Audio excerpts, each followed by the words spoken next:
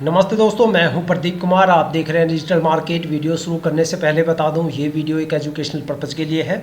अगर आप stock market में कोई भी फाइनेंशियल इन्वेस्टमेंट करते हो तो अपने फाइनेंशियल एडवाइजर से सलाह ज़रूर लें या फिर अपनी सोच समझ के साथ ही स्टॉक मार्केट में इन्वेस्टमेंट करें। अगर आपको स्टॉक मार्केट में कोई भी फाइनेंशियल लॉस होता है तो उसके लिए ये वीडियो रिस्पॉन्सिबल नहीं रहेगी। तो चलो दोस्तों, वीडियो शुरू करते हैं। दोस्तों, आज हम बात करने वाले हैं इंडिया पेस्टिसाइड स्टॉक के रिटर्न के बारे में। देखा जाए तो आईपीएल के नाम से ये स्टॉक जाना जाता है। केमिकल सेक्टर से ये स्टॉक बिलोंग करता है। देखो, स्टॉक मार्केट में किसी भी स्टॉक में इन्वेस्टमेंट करने से पहले करीब आपको 3 बातें हमेशा ध्यान में रखनी चाहिए। सबसे पहली और इम्पोर्टेंट बात कि जिस स्टॉक में आप इन्वेस्टमेंट करने की सोच रहे हो, आखिर उस स्टॉक ने पिछले 5 सालों में अपने इन्वेस्टर्स को क्या रिटर्न दिए हैं और कितनी ज़्यादा वहाँ पे हमें गिरावट देखने को मिलती है। दूसरी सबसे इंपॉर्टेंट बात कि जिस स्टॉक में आप इन्वेस्टमेंट करने की सोच रहे हो, क्या वो स्टॉक शॉर्ट टर्म में ज़्यादा प्रॉफिटेबल है या फिर वो स्टॉक लॉन्ग टर्म में ज़्यादा प्रॉफिटेबल है। और तीसरी सबसे इंपॉर्टेंट बात कि जिस स्टॉक में आप इन्वेस्टमेंट करने की सोच रहे हो, आखिर वहाँ पे शॉर्ट टर्म और लॉन्ग टर्म में आखिर कितने कितने टाइम ड्यूरेशन की होल्डिंग करने पे आखिर हमें उस स्टॉक से कितना रिटर्न या फिर लॉस देखने को मिलने वाला है। और यही तीनों बातें आज हम इस वीडियो में डिस्कस करने वाले आईपीएल स्टॉक को लेके। अगर आपने स्टॉक में कोई भी इन्वेस्टमेंट कर रखा है या फिर आप स्टॉक में कोई भी इन्वेस्टमेंट करने की सोच रहे हो तो ये वीडियो आपके लिए काफ़ी ज़्यादा इंपॉर्टेंट होने वाली है, क्योंकि इस वीडियो में मैं आपको बताऊंगा आईपीएल स्टॉक के पिछले 5 साल के रिटर्न के बारे में, जहां पे एक आइडिया आपके साथ शेयर करने की कोशिश करूंगा, एक पैटर्न आपको दिखाने की कोशिश करूंगा कि भाई ये स्टॉक शॉर्ट टर्म में ज़्यादा प्रॉफिटेबल है या फिर ये स्टॉक लॉन्ग टर्म में ज़्यादा प्रॉफिटेबल है, या फिर ऐसे कौन कौन से टाइम ड्यूरेशन है जहाँ पे आपको स्टॉक में भर भर के गिरावट और लॉस देखने को मिल सकता है, या फिर स्टॉक में कौन कौन से ऐसे टाइम ड्यूरेशन है जहाँ पे आपको स्टॉक से भर भर के रिटर्न देखने को मिल सकता है। मैक्सिमम स्टॉक में आपको कितनी ज़्यादा गिरावट देखने को मिल सकती है और मैक्सिमम स्टॉक से कितना ज़्यादा रिटर्न देने का दम ये स्टॉक रखता है। साथ में एक नज़र डालेंगे स्टॉक के होल्डिंग पैटर्न के बारे में, जहां पे हम समझेंगे कि भाई स्टॉक के होल्डिंग पैटर्न को कैसे देखा जाता है और किस बारीकियों का ध्यान रखा जाता है। और साथ में हम वहां पे इस डिसीजन तक पहुंचने की कोशिश करेंगे कि क्या हमें स्टॉक में इन्वेस्टमेंट करना चाहिए या फिर स्टॉक में ट्रेड नहीं करना चाहिए। तो दोस्तों, आपके सारे सवालों के जवाब इस वीडियो में आपको मिलने वाले हैं। वीडियो को पूरा जरूर देखिएगा। आई होप कि आपको यहां से काफ़ी वैल्यूएबल इंफॉर्मेशन देखने को मिलने वाली है। तो दोस्तों, वीडियो शुरू करते हैं। दोस्तों, अगर बात करें आईपीएल स्टॉक के लॉन्ग टर्म के बारे में, लॉन्ग टर्म इसके पिछले 5 साल के रिटर्न के बारे में, तो देखते हैं स्टॉक से हमें शॉर्ट टर्म और लॉन्ग टर्म में आखिर कितने कितने टाइम ड्यूरेशन की होल्डिंग करने पे आखिर हमें स्टॉक से कितना रिटर्न या फिर लॉस देखने को मिलता है। अगर स्टॉक में शॉर्ट टर्म के बारे में बात करें तो देखते हैं शॉर्ट टर्म में अलग अलग टाइम ड्यूरेशन की होल्डिंग करने पे आखिर स्टॉक से हमें कितना रिटर्न या फिर लॉस देखने को मिलता है। अगर स्टॉक में 1 वीक की होल्डिंग की बात करें तो 1 वीक में स्टॉक ने करीब 4.5% से ज़्यादा की गिरावट दर्ज की है। और अगर स्टॉक में 1 मंथ की होल्डिंग की बात करें तो 1 मंथ में स्टॉक में करीब 10% से ज़्यादा की गिरावट हमें देखने को मिलती है। और अगर स्टॉक में 3 महीने की होल्डिंग की बात करें तो 3 महीने में स्टॉक ने करीब 14% से ज़्यादा की गिरावट दर्ज की है। और अगर स्टॉक में 6 महीने की होल्डिंग की बात करें तो 6 महीने में स्टॉक ने 19.25% से ज़्यादा की गिरावट दर्ज की है। और अगर स्टॉक में 9 महीने की होल्डिंग की बात करें तो 9 महीने में स्टॉक ने करीब 28.25% से ज़्यादा की गिरावट दर्ज की है। अब बात करने वाले स्टॉक के लॉन्ग टर्म के बारे में, देखते हैं लॉन्ग टर्म में अलग अलग टाइम ड्यूरेशन की होल्डिंग करने पे आखिर हमें स्टॉक से कितना रिटर्न या फिर गिरावट देखने को मिलती है। अगर स्टॉक में लॉन्ग टर्म में 1 ईयर की होल्डिंग की बात करें तो 1 साल में स्टॉक ने करीब 54.5% से ज़्यादा की गिरावट दर्ज की है।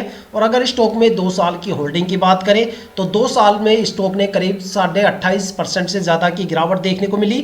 और अगर स्टॉक में 3 साल की होल्डिंग की बात करें तो 3 साल में स्टॉक ने करीब 46.5% से ज़्यादा की गिरावट देखने को मिली।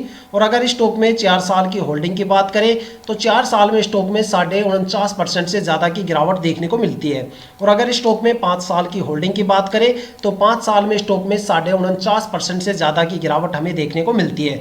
अगर एक कंक्लूजन निकाल के देखा जाए तो ये स्टॉक शॉर्ट टर्म में भी प्रॉफिटेबल नहीं है और ये स्टॉक लॉन्ग टर्म में भी प्रॉफिटेबल नहीं है। देखा जाए तो यहाँ पे हर एक टाइम ड्यूरेशन पे आपको स्टॉक में एक अच्छी खासी गिरावट और लॉस देखने को मिलता है। देखा जाए तो चाहे वो शॉर्ट टर्म में 1 वीक का टाइम ड्यूरेशन हो या फिर स्टॉक में 5 साल तक का टाइम ड्यूरेशन हो, आपको हर एक लेवल पे यहाँ पे अच्छी खासी गिरावट और लॉस देखने को मिल सकता है।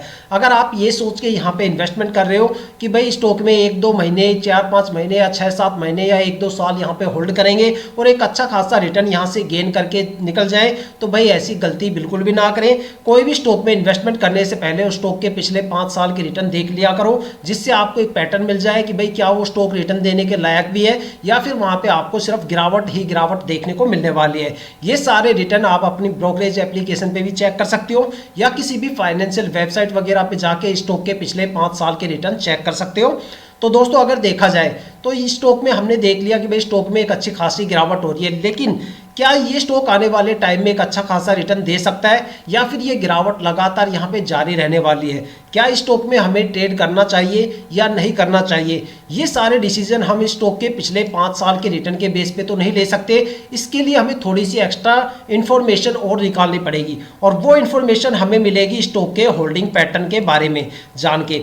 देखो किसी भी स्टॉक के अंदर अगर आप इन्वेस्टमेंट करते हो, अगर आप उस स्टॉक के पिछले 5 साल के रिटर्न चेक कर लेते हो और उस स्टॉक के होल्डिंग पैटर्न को बारीकी से समझ लेते हो, तो समझ लो आपने उस स्टॉक की 60 से लेकर 80% तक जो डीप फंडामेंटल एनालिसिस है वो मात्र चंद मिनटों में कर डाली। देखो यहाँ पे होल्डिंग पैटर्न को कैसे देखा जाता है, मोस्टली बंदे ये सोचते हैं कि होल्डिंग पैटर्न सिर्फ एक डेटा होता है, तो एक डाटा का कलेक्शन होता है, लेकिन अगर आप होल्डिंग पैटर्न को एक इंफॉर्मेटिव तरीके से देखते हो, थोड़ी सी डीप एनालिसिस के तरीके से देखते हो, तब आपको पता चलेगा और काफ़ी चीज़ों का पता चलेगा कि भाई स्टॉक में आपको यहाँ पे ट्रेड करना चाहिए या नहीं करना चाहिए। यहाँ पे आप एक अच्छा परफेक्ट डिसीजन ले सकते हो। कैसे होल्डिंग पैटर्न देखते हैं? देखो होल्डिंग पैटर्न दिखाने से पहले मैं कुछ बारीकियां बताना चाहूँगा कि भाई होल्डिंग पैटर्न कैसे देखा जाता है।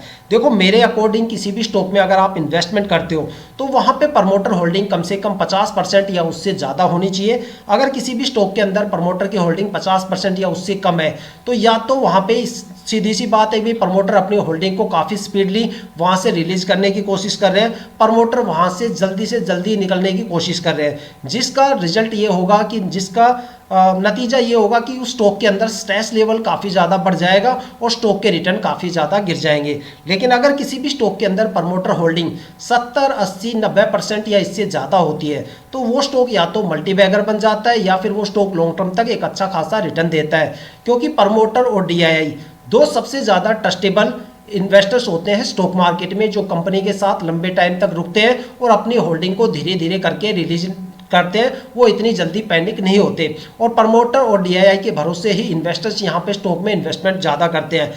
और जो सबसे ज़्यादा देखो दो ऐसे भी इन्वेस्टर्स होते हैं, दो ऐसी भी कैटेगरी होती है इन्वेस्टर्स की जो सबसे ज़्यादा स्टॉक मार्केट में पैनिक होते हैं। सबसे पहला होता है FII की होल्डिंग और दूसरा होता है पब्लिक इन्वेस्टर्स। लेकिन अगर आप ये सोच रहे हो कि भाई पब्लिक इन्वेस्टर्स ज़्यादा पैनिक है तो आप बिल्कुल गलत हो, क्योंकि सबसे ज़्यादा पैनिक होते हैं FII। क्योंकि देखो FII जो होती है वो पब्लिक इन्वेस्टर से हमेशा 2 कदम आगे चलती है। पब्लिक इन्वेस्टर सिर्फ जो डोमेस्टिक मार्केट है उसकी एनालिसिस वगैरह करते हैं, इससे ज़्यादा कुछ नहीं करते। लेकिन FII का मतलब होता है फॉरेन इन्वेस्टर्स, वो इन्वेस्टर्स जो ग्लोबल मार्केट में भी इन्वेस्टमेंट करते हैं, वो डोमेस्टिक मार्केट के साथ साथ ग्लोबल मार्केट को भी विजिट करते हैं। उनकी एनालिसिस स्किल पब्लिक इन्वेस्टर्स की एनालिसिस स्किल से कुछ ज़्यादा एक्सपर्ट लेवल पे होती है, क्योंकि जब उनको पता चलता है कि ग्लोबल मार्केट के अंदर गिरावट शुरू हो गई तो वो यहाँ पे सबसे पहले बिकवाली करना शुरू करते हैं। जब वो बिकवाली करके निकल जाते हैं तब पब्लिक इन्वेस्टर्स को समझ में आता है कि भाई स्टॉक में एक अच्छी खासी गिरावट अब होने वाली है। देखो स्टॉक मार्केट के अंदर जो 11:30 से लेकर 1:30 बजे का टाइम ड्यूरेशन होता है वो सबसे ज़्यादा खास होता है, क्योंकि उसके अंदर FII की एक्टिविटी सबसे ज़्यादा देखने को मिलती है। क्योंकि इसके पीछे का एक सबसे बड़ा रीजन है, क्योंकि 11:30 से लेकर 1:30 बजे तक का जो टाइम ड्यूरेशन होता है उसमें ग्लोबल मार्केट के काफ़ी ज़्यादा मार्केट वहाँ पे प्री सेशन ओपन रहते हैं या काफ़ी मार्केट के पोस्ट सेशन चलते रहते हैं या फिर काफ़ी ज़्यादा मार्केट एक्टिव रहती है, जिसकी वजह से FII की एक्टिविटी सबसे ज़्यादा देखने को मिलती है। और जिस स्टॉक में FII की होल्डिंग सबसे ज़्यादा रहेगी वहाँ पे या तो उस टाइम ड्यूरेशन में सबसे ज़्यादा फ्लक्चुएशन देखने को मिलेगा या फिर उस स्टॉक में सबसे ज़्यादा गिरावट देखने को मिलती है। इसलिए एक्सपर्ट बोलते हैं कि हमेशा प्रमोट ऐसे स्टॉक में इन्वेस्टमेंट करो जहाँ पे प्रमोटर की होल्डिंग ज़्यादा से ज़्यादा हो और FII की होल्डिंग कम से कम हो। उस स्टॉक से आप एक अच्छा खासा रिटर्न गेन कर सकते हो। अब देखते हैं स्टॉक के होल्डिंग पैटर्न को, देखते हैं स्टॉक के जो होल्डिंग पैटर्न है आखिर उसके पिटारे से क्या निकल के आता है। अगर इस स्टॉक के होल्डिंग पैटर्न को देखा जाए तो यहाँ पे जो प्रमोटर की होल्डिंग है वो यहाँ पे 63.61% है, जो पिछले साल भी सेम है। इसका मतलब है कि भाई प्रमोटर ने अपने क्वार्टर टू क्वार्टर यहाँ पे कोई भी चेंजेस नहीं किया अपनी होल्डिंग में, इन्होंने अपनी होल्डिंग को बिल्कुल बरकरार रखा है। देखा जाए तो स्टॉक में आने वाले टाइम में एक अच्छा खासा रिटर्न आपको देखने को मिल सकता है। यहाँ पे प्रमोटर होल्डिंग काफ़ी अच्छी है। अगर दूसरी सबसे बड़ी चीज़ देखी जाए तो डीआईआई की होल्डिंग पिछले साल 1.5% के करीब थी, लेकिन यहाँ पे लगातार डीआईआई अपनी होल्डिंग को कम कर रहा है, क्योंकि डीआईआई को पता चल गया कि भाई स्टॉक में अब कोई खास रिटर्न नहीं है, तो वो धीरे धीरे अपने होल्डिंग को कम कर रहे हैं। अब बात करते हैं एफआईआई की होल्डिंग की, तो एफआईआई की होल्डिंग पिछले साल 0.33% थी, फिर उन्होंने होल्डिंग को बढ़ाया 1.63% कर दिया, फिर उन्होंने 2.5% के करीब यहाँ पे लेके आए 2.40% के करीब। लेकिन जब उन्होंने देखा कि भाई स्टॉक में कोई भी रिटर्न नहीं है, तो उन्होंने भी धीरे धीरे अपने होल्डिंग को कम करना शुरू कर दिया। और अगर बात करें पब्लिक इन्वेस्टर्स की, तो भाई पिछले साल यहाँ पे जो पब्लिक इन्वेस्टर थे वो 14.17% थे। धीरे धीरे यहाँ पे पब्लिक इन्वेस्टर्स की होल्डिंग बढ़ रही है, या फिर ये मानो कि प्रमोटर्स और जो यहाँ पे एफआईआई है वो अपना सारा माल पब्लिक इन्वेस्टर्स के हाथों में चिपकाने के चक्कर में है, और यहाँ पे प्रमोटर होल्डिंग 63.61% है। तो देखा जाए तो यहाँ पे जो पब्लिक प्रमोटर की होल्डिंग है वो 50% से ज़्यादा है। तो हो सकता है कि स्टॉक में आने वाले टाइम में पॉजिटिव मोमेंटम भी आपको देखने को मिल सकता है। लेकिन जिस कदर से यहाँ पे एफआईआई अपनी होल्डिंग कम कर रही है, डीआईआई यहाँ पे अपनी होल्डिंग कम कर रही है, साथ में जो ये सारी होल्डिंग पब्लिक इन्वेस्टर्स के हाथ में जा रही है, तो यहाँ पे हमें थोड़ा सा ये भी लगता है कि हो सकता है स्टॉक में आने वाले टाइम में और भी ज़्यादा गिरावट आपको देखने को मिल सकती है।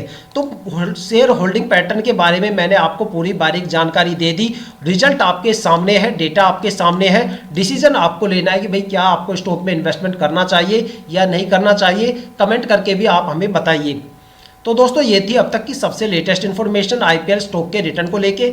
अगर आपके माइंड में कोई भी ऐसा स्टॉक है जिसमें आप इन्वेस्टमेंट करने की सोच रहे हो, या फिर आपने उस स्टॉक में इन्वेस्टमेंट कर दिया है और आपको उस स्टॉक के रिटर्न के बारे में बिल्कुल नहीं पता, तो आप हमें कमेंट करके अपने स्टॉक का नाम बताइए। हम आने वाली वीडियो में आपके स्टॉक को जरूर कवर करेंगे।